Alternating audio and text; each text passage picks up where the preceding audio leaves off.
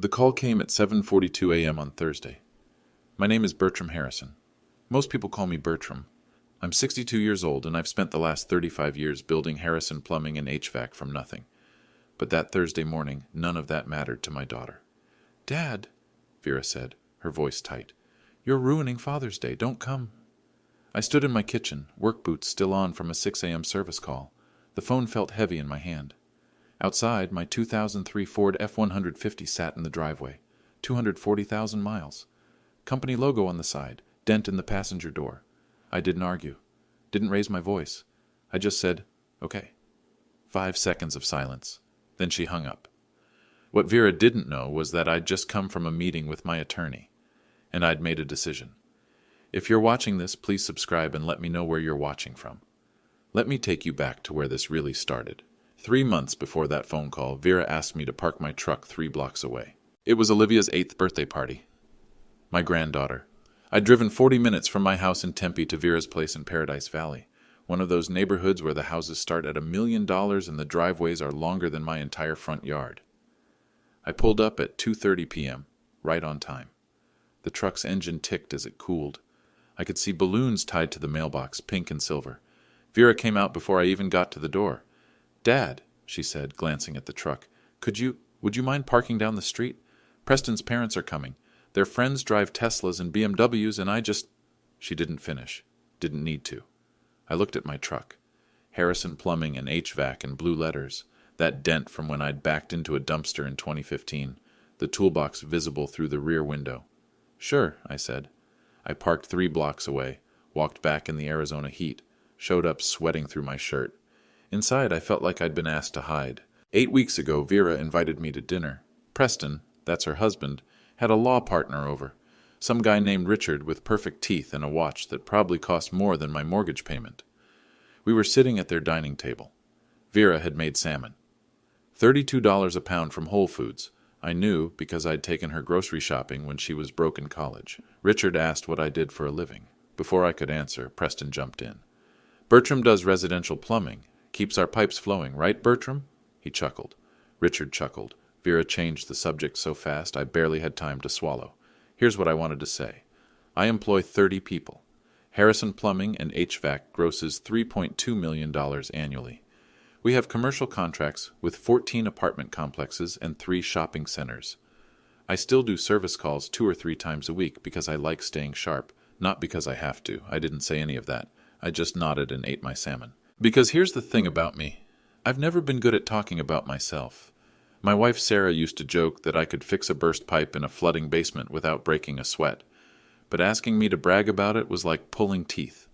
Sarah died 18 years ago. Breast cancer. Vera was 17, just finishing high school. After Sarah passed, I threw myself into 2 things, raising Vera and building my business. I worked 70-hour weeks, lived in the same 200-square-foot house I'd bought in 1989 for $89,000, drove the same vehicles until they literally wouldn't run anymore. I wore $15 jeans from Walmart, company polo shirts with my logo on them, ate Hamburger Helper 6 nights a week. People looked at me and saw a guy scraping by. What they didn't see, $2.8 million in investments, index funds, municipal bonds, 3 rental properties held under an LLC. Why? Because after Sarah died, I realized something. Money wasn't for showing off. It was for security.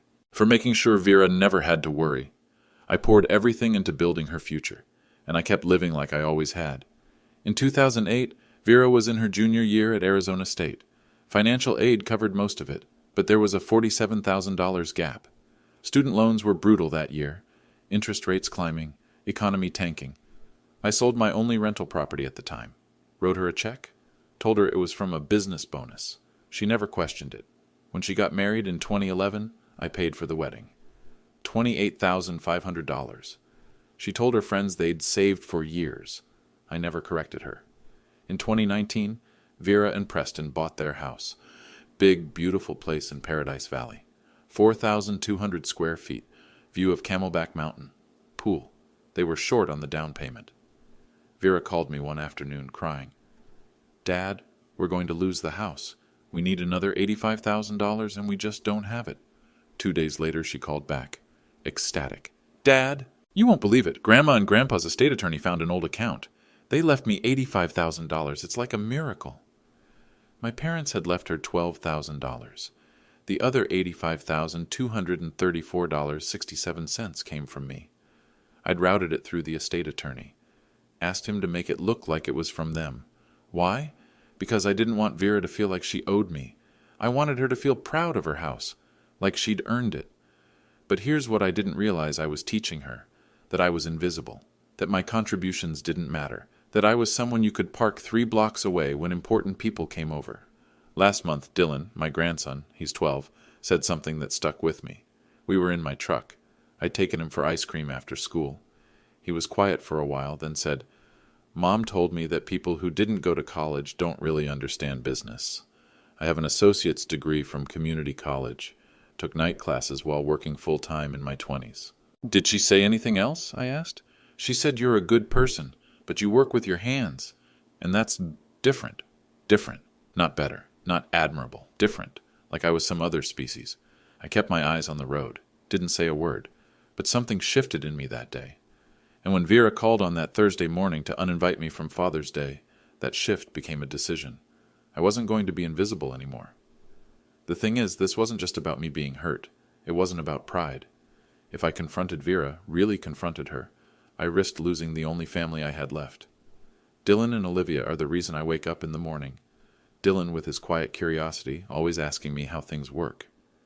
Olivia with her gap-toothed smile, running to hug me every single time I walk through the door. I see them twice a month. Sometimes more if Vera's feeling generous. If I pushed this, if I forced the truth out into the open, Vera might cut me off entirely. And then what? I'd lose my grandchildren. I'd lose the chance to teach Dylan that working with your hands isn't something to be ashamed of. I'd lose those Sunday afternoons when Olivia climbs into my lap and asks me to tell her stories about her grandmother. That fear lived in my chest like a stone.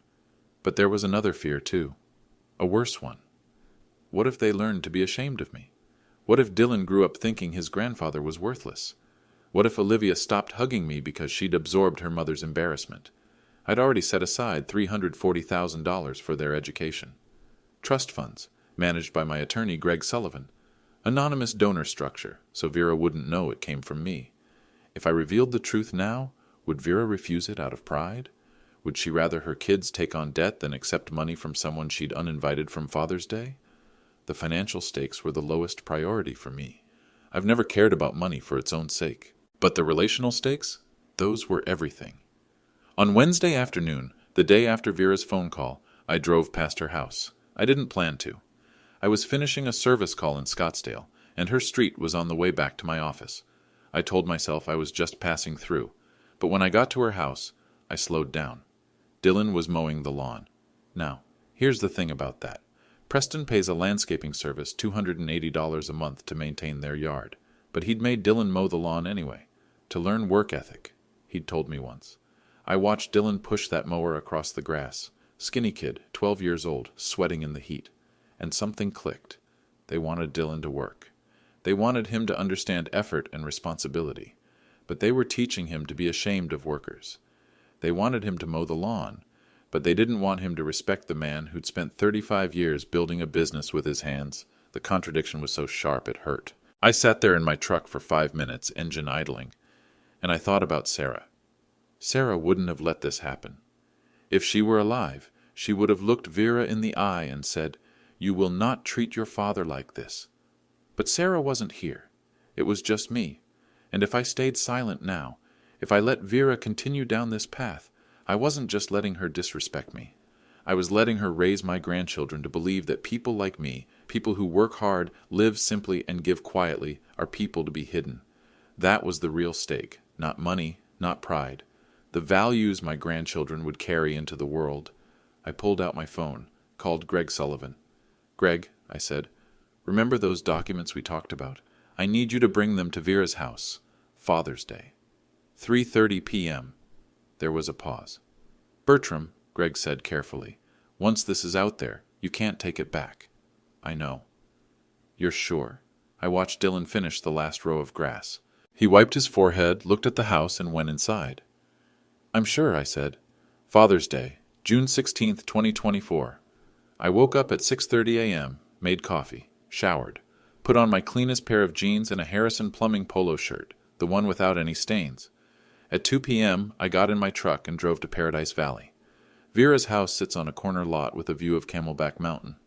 The driveway curves up past palm trees and perfectly trimmed hedges. There were already a dozen cars parked when I arrived. I pulled into the driveway. Not down the street, right into the driveway, turned off the engine. Sat there for a moment. Through the side gate I could hear music, laughter, the sound of expensive caterers doing their job. I grabbed the gift I'd wrapped, a picture frame. Inside, a photo of Vera and me from her college graduation, and a letter I'd written but never given her. I walked through the gate. The backyard was full, 40, maybe 50 people. String lights overhead, even though it was broad daylight. A bartender in a white shirt mixing drinks. Tables covered in white cloth. Catered BBQ. I'd later learn Vera paid $4,200 for the food alone. Dylan saw me first. "Grandpa?" He ran over, grinning. "You came!" "Of course I came," I said. "It's Father's Day." That's when Vera saw me. Her face went pale. She set down her drink and walked toward me fast. "Dylan, honey, go check on your sister," she said, voice tight. Dylan hesitated, looked at me, then left. Vera grabbed my arm. "Dad, what are you doing here?" "It's Father's Day," I said again. "I'm your father. I told you not to come. I know what you told me." She pulled me toward the side yard, away from the guests. Her grip on my arm was hard. "Do you understand what this looks like?" she hissed. "Preston's partners are here. His parents. These are important people." "What does it look like, Vera? You can't just—" She stopped. Looked around to make sure no one was listening. "Please, just leave. I'll call you Bert tomorrow. We'll talk then." "No." She blinked. "What?" I said no. I'm staying. For a second, she just stared at me, like she couldn't process what I'd said. Then she turned and walked back to the party. I followed. Preston noticed the tension. He came over, all smiles, but his eyes were nervous. "Hey, Bertram, Vera mentioned you might not be feeling well?" "I feel fine." "Oh, well, this really isn't a good time, buddy." I looked at him, held his gaze. "I'm not your buddy, Preston. I'm your father-in-law." His smile faltered. He glanced at Vera, who was watching from across the yard, then back at me. "Right, okay. Well, help yourself to a drink." He walked away. Guests were starting to notice. I could feel their eyes. The blue-collar guy in the work boots standing among the lawyers and tech executives. At 2:31 p.m., Preston's father approached me. Richard Clayton, 67 years old. Retired investment banker.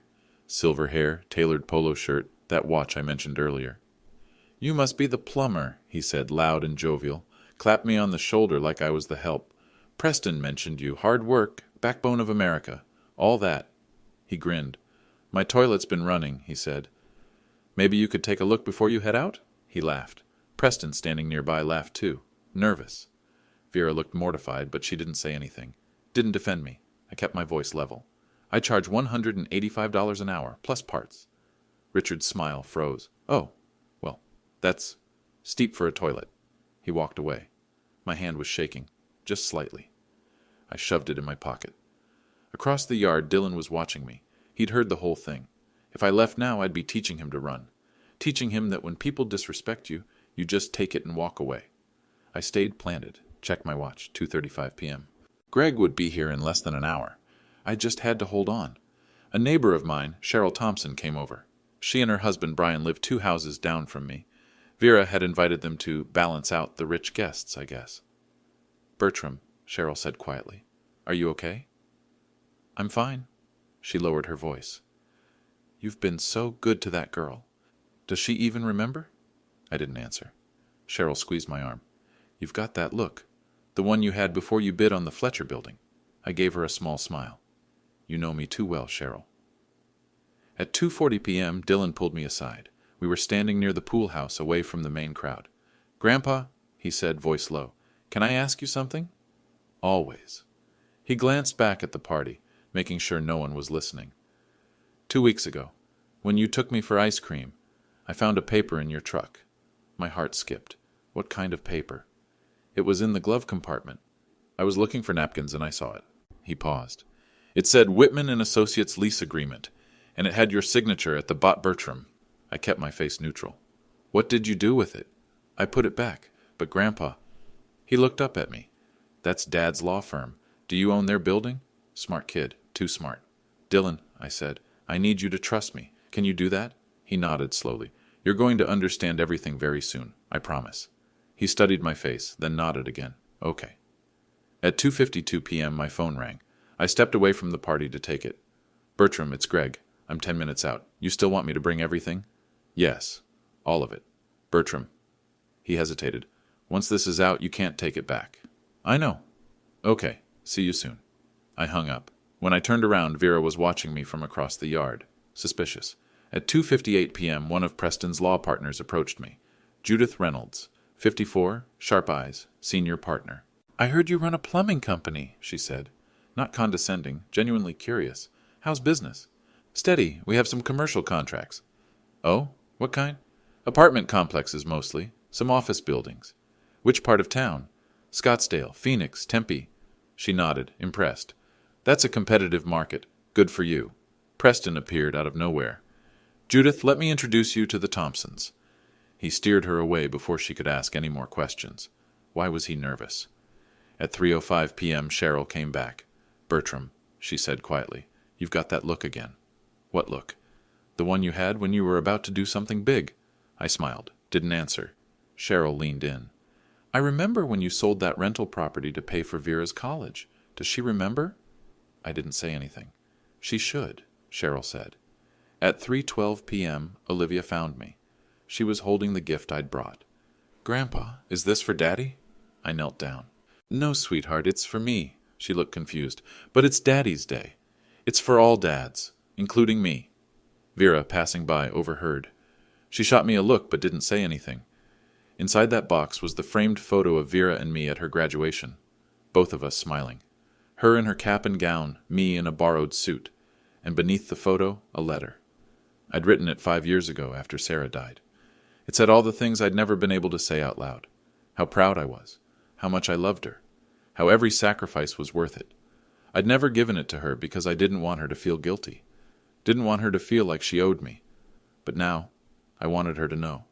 At 3:18 p.m., Preston called for everyone's attention. If I could have your attention, everyone. The crowd gathered, drinks in hand. I want to thank you all for celebrating Father's Day with us. He put his arm around Vera. She smiled. Especially my amazing wife who put this together. Applause. And that's when it started. Preston's voice carried across the backyard. Being a father is the greatest privilege of my life. He looked at his dad. I'm grateful for my own father, Richard, who taught me the value of hard work and integrity. Richard raised his glass. A few people clapped. And I'm raising Dylan and Olivia to understand that success comes from education, discipline, and knowing your worth.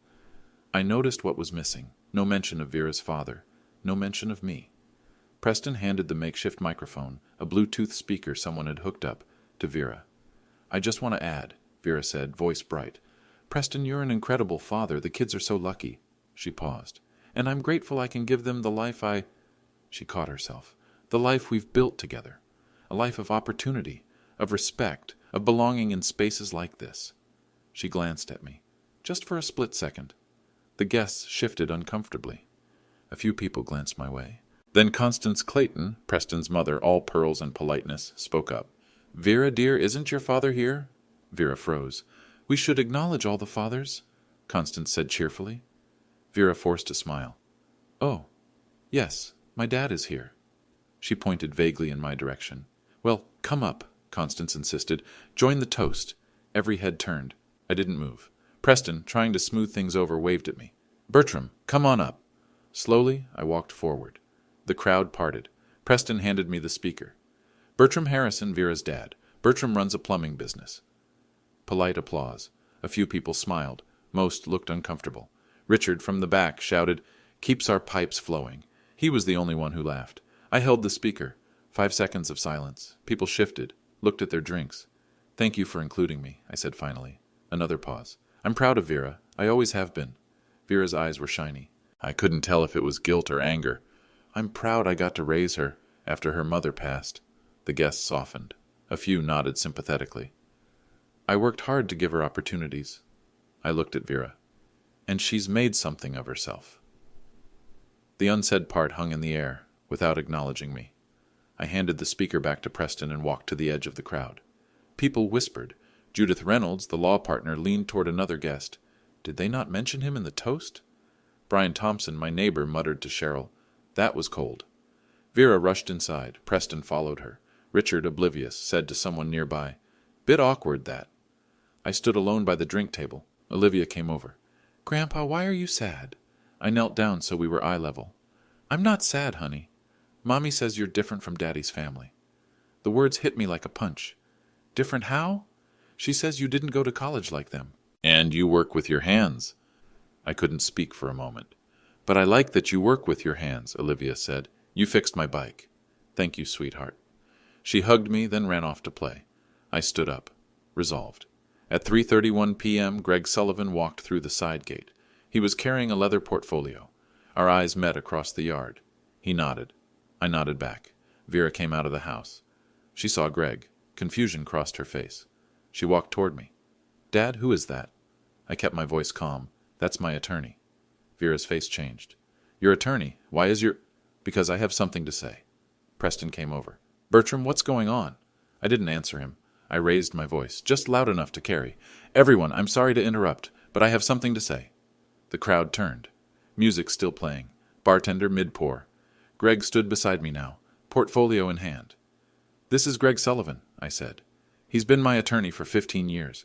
Greg manages my trusts and my LLC. Vera's face went white. Dad, what are you doing? I'm telling the truth. Preston stepped forward. Bertram, this really isn't the time. It's exactly the time. I looked at Vera. Do you remember when Dylan was born? She blinked. What does that have to do with 2012, June? I set up an education trust for him, $150,000. Gas from the crowd.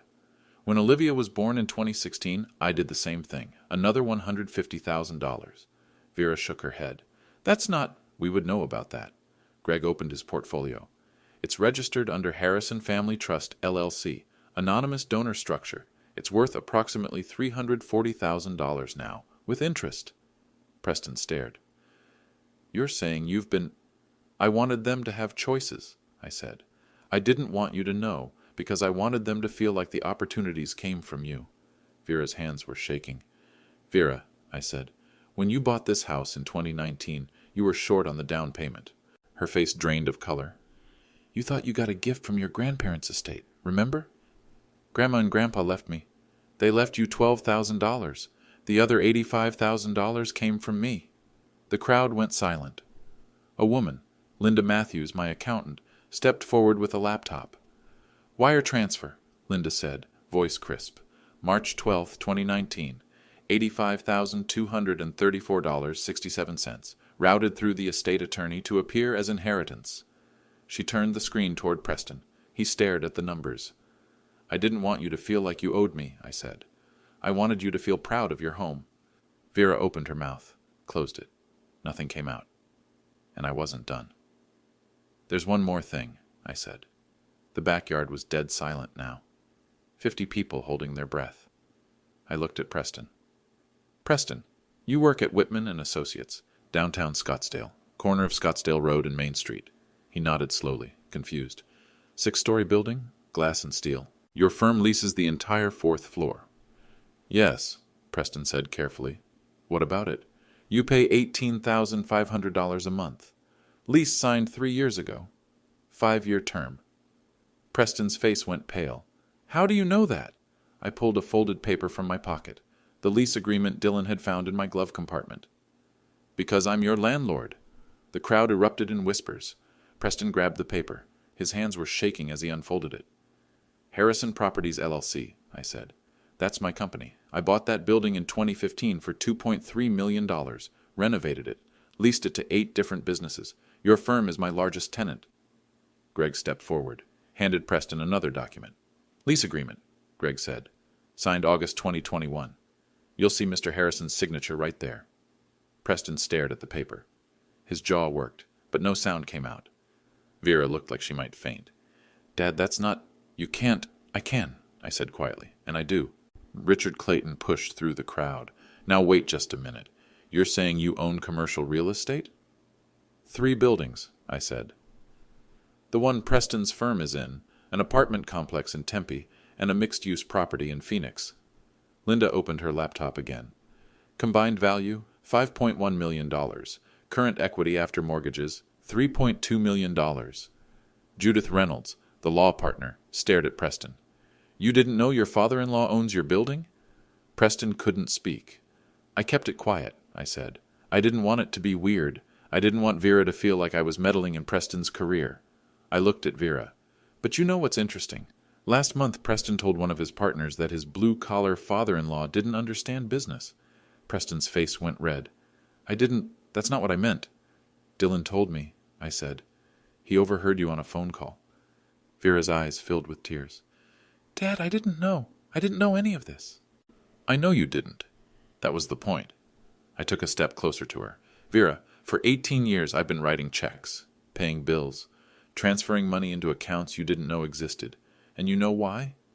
She shook her head, crying now. Because I loved you. Because I wanted you to succeed. Because after your mother died, you were all I had. And I would have given you anything. My voice broke, just slightly. But somewhere along the way, you started believing that you did it all yourself. That you earned this life without help. And worse, you started believing that people like me, people who work with their hands, are people you should hide. Cheryl Thompson was crying. So was Judith Reynolds. You asked me to park my truck down the street, I said. You didn't mention me in your toast. You told Olivia I was different, like I was something to be ashamed of. Vera covered her face with her hands. I'm sorry. I'm so sorry. I know you are, I said. But sorry isn't enough. Preston found his voice. Bertram, we didn't mean... Yes, you did, I said, turning to him. You absolutely did. I pulled out another document, handed it to Preston. That's a lease termination notice.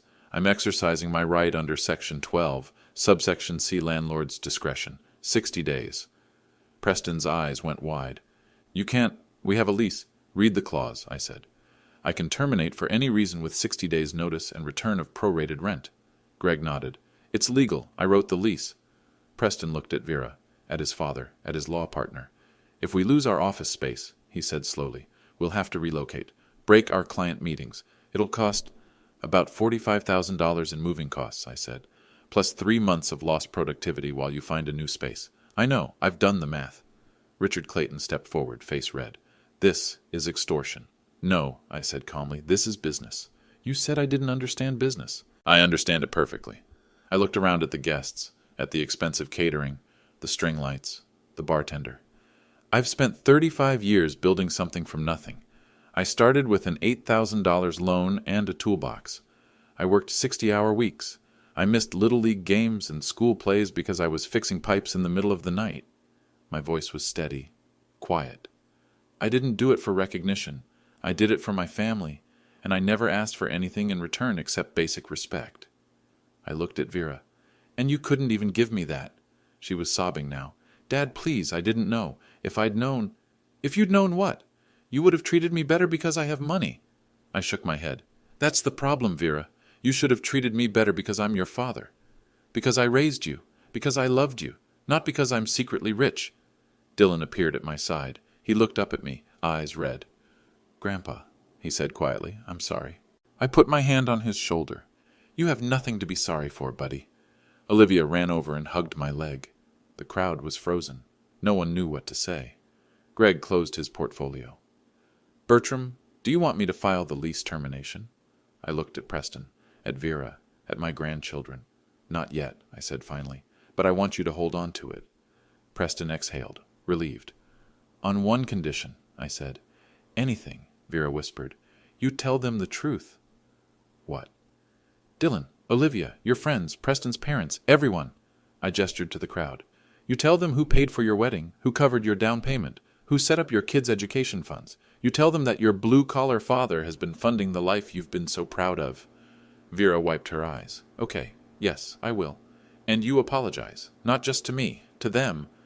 I pointed at Dylan and Olivia. You apologize to your children for teaching them to be ashamed of honest work. Vera looked at Dylan, at Olivia, both of them staring at her. I'm sorry, she said, voice breaking. I'm so sorry. I turned to Preston. And you. You tell your partners the truth, that you've been paying rent to a man you called just a plumber. Preston nodded slowly. I will. And one more thing. I looked at Richard Clayton. I don't want an apology from you. I just want you to think about something. Richard's face was tight. You spent your whole life in banking, made a lot of money, built a nice legacy for your son, and I respect that. I do. I paused. But the building your son works in? I built that. The roof over his head during business hours? I paid for it. The trust funds that'll send my grandkids to college? I funded those. I stepped closer to Richard. You asked me to fix your toilet. Like I was the help. But the truth is, you and I aren't that different. We both built something. We both worked hard. The only difference is you think your work matters more because you wore a suit. Richard looked away. I picked up the framed photo I'd brought, handed it to Vera. This was for you. From me. For Father's Day. She took it with shaking hands, looked at the photo of us at her graduation. There's a letter inside, I said. I wrote it 5 years ago. I want you to read it. Tonight. When everyone's gone. Vera nodded, crying. I looked at Dylan. You asked me if I owned your dad's building. The answer is yes. And one day, when you're old enough, I'll teach you how I did it. How I turned $8,000 into $5 million, not because I'm trying to impress you, but because I want you to know that you can build something real with your hands and your brain. Dylan nodded, tears streaming down his face.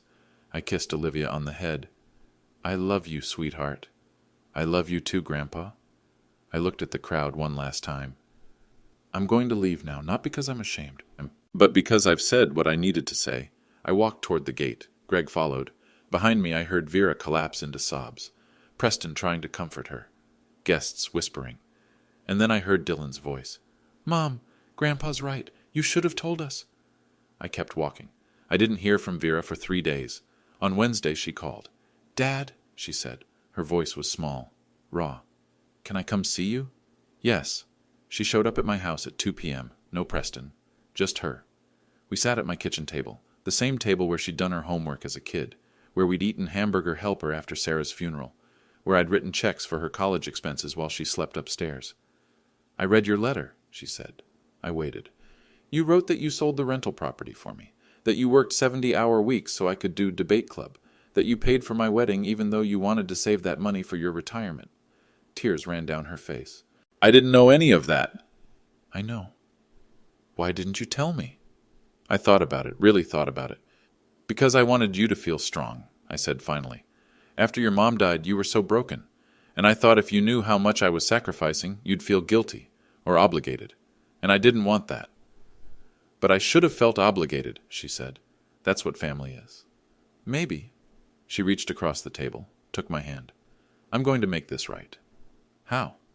I talked to Preston. We're keeping the lease. We're paying you every month, but I'm also going to tell everyone the truth. She pulled out her phone, showed me a draft email. I'm sending this to everyone who was at the party. I read it. Subject: an overdue apology and the truth about my father. Dear friends and family, many of you witnessed a difficult moment at our Father's Day gathering. I owe you, and more importantly, I owe my father, an explanation and an apology. For years I have allowed people to believe that my success is entirely self-made, that I worked my way through college, saved for years for my wedding, and built this life from scratch. That is not true. My father, Bertram Harrison, has been funding my life for decades. He paid $47,000 to cover gaps in my college tuition. He paid $28,500 for my wedding. He paid $85,234.67 toward our down payment, which I believe came from my grandparents' estate. He set up $340,000 in education trusts for my children without telling me. He did all of this while living in a modest home, driving a 21-year-old truck, and working 60-plus-hour weeks as the owner of a successful plumbing and HVAC company. I have been ashamed of him. I have hidden him. I have failed to give him the honor and gratitude he deserves. I am deeply sorry. If you are reading this, and you have ever heard me say anything dismissive about my father's work, his education, or his lifestyle, please know that I was wrong.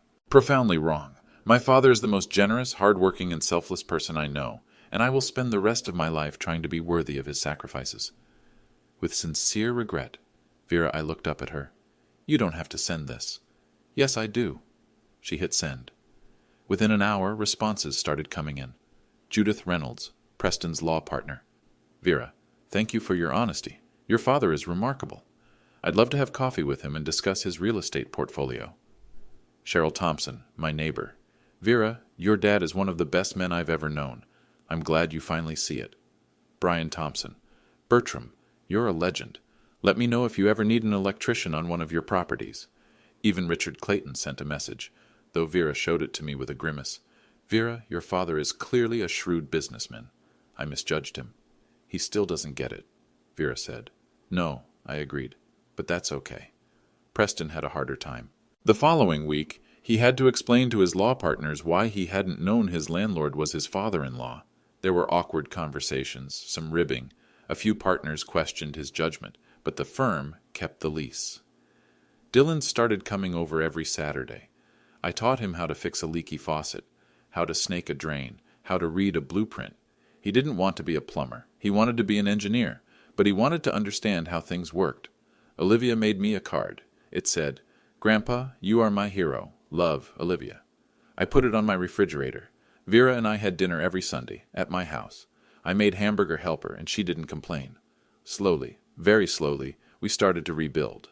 2 months after Father's Day, Preston's firm held a partners meeting. Judith Reynolds called me the day after, asked if she could take me to lunch. We met at a steakhouse in Scottsdale. She ordered a bourbon. I ordered coffee. "Bertram," she said, "I want to tell you something." I waited. After what happened at the party, I went back and looked at our lease. Really looked at it.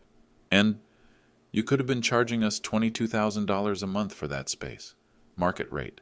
But you only charge $18,500. I shrugged. "I gave you a family discount." She laughed. "Family discount, even after Preston called you just a plumber. He's married to my daughter. That makes him family, whether he acts like it or not." Judith studied me for a long moment. "We'd like to renew our lease, 5 more years, and we'd like to pay market rate. You don't have to do that. We want to. You've been more than fair to us. And frankly, after seeing how you handled that situation, with dignity, with restraint, with evidence, I have a lot of respect for you."